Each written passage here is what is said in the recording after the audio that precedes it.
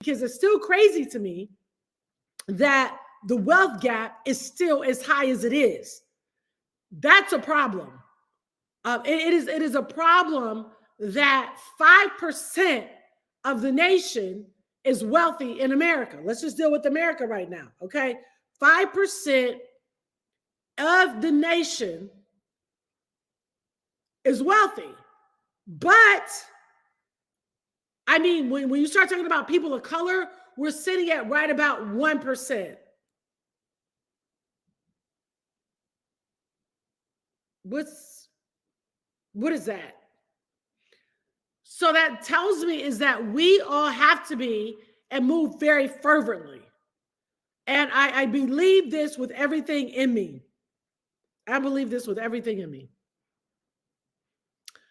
That for the person that makes the decision that 2024 is going to be unequivocally, unapologetically the best year of their entire lives, that is exactly what is going to happen.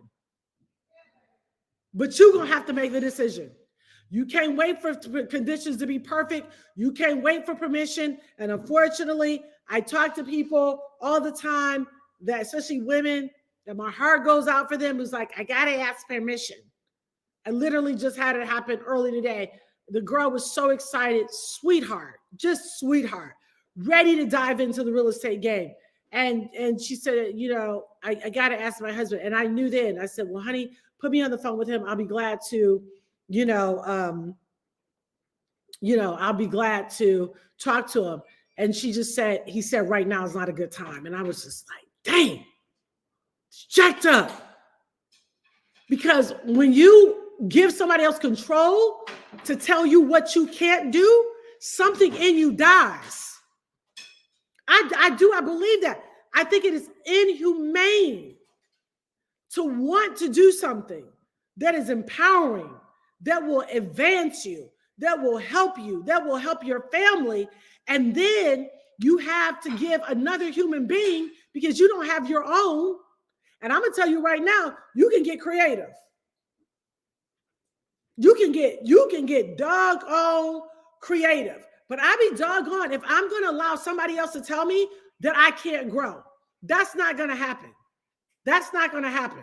So, but everybody's in a different place, and I get that, and I respect that, and all that. But I'm telling you right now, this is the greatest hour for you to become wealthy. This is the greatest hour for you to say, I'm going to seize every opportunity that comes before me. Because the only difference between the rich and the poor is that the rich, when you follow them, when you dissect the way that they think, they are thinking like if there is an opportunity and the deal is dealing and the numbers and the math, I'm going for it. I'm going to figure it out.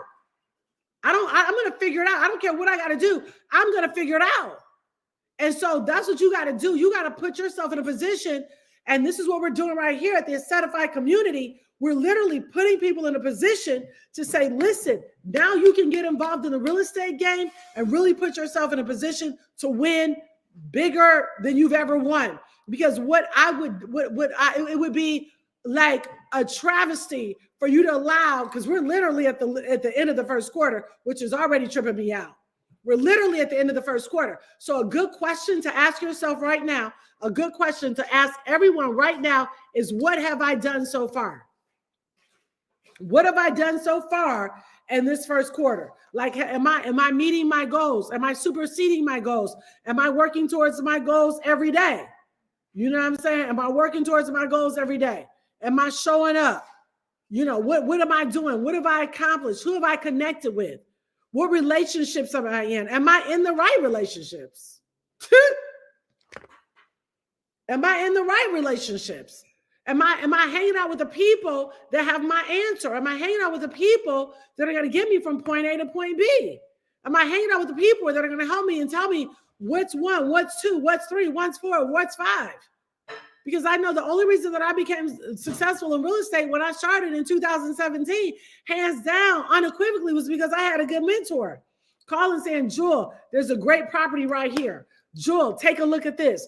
Jewel, I think you should move here. Jewel, that was the only thing that was the thing that really, really put me on the map, was that I had that.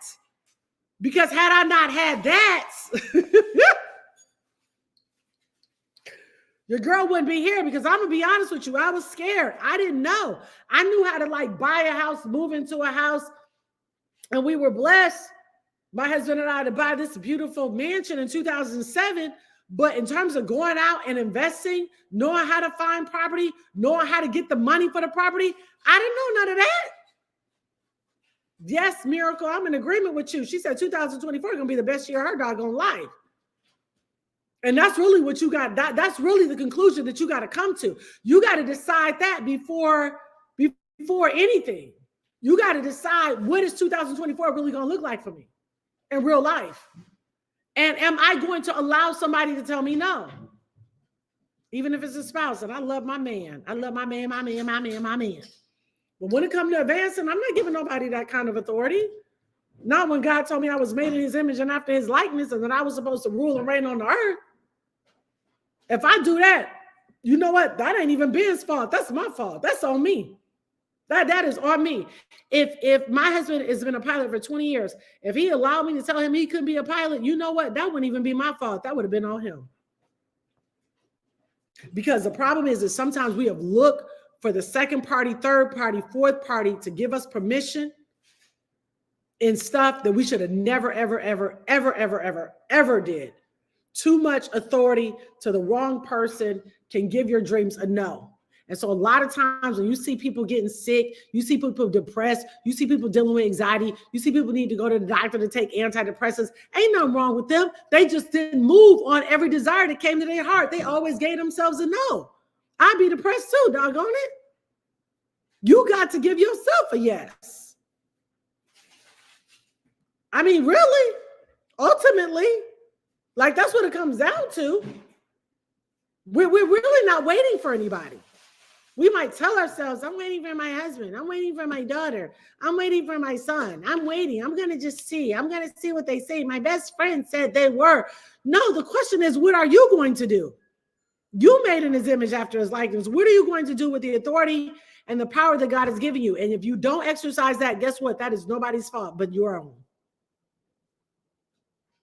And so you have to just kind of get to a point where you like, look, fooey with all this. I'm going all in. I can't account for this one. I can't account for that one. I can't call it. But what I am telling you is that I'm coming up. I'm growing. I'm putting myself in a position where I'm growing. I'm putting myself in a position to win. I'm putting myself in a position to move forward.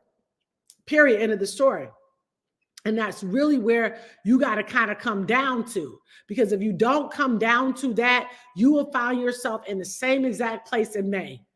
Maybe very little change. Most people have very, very little change.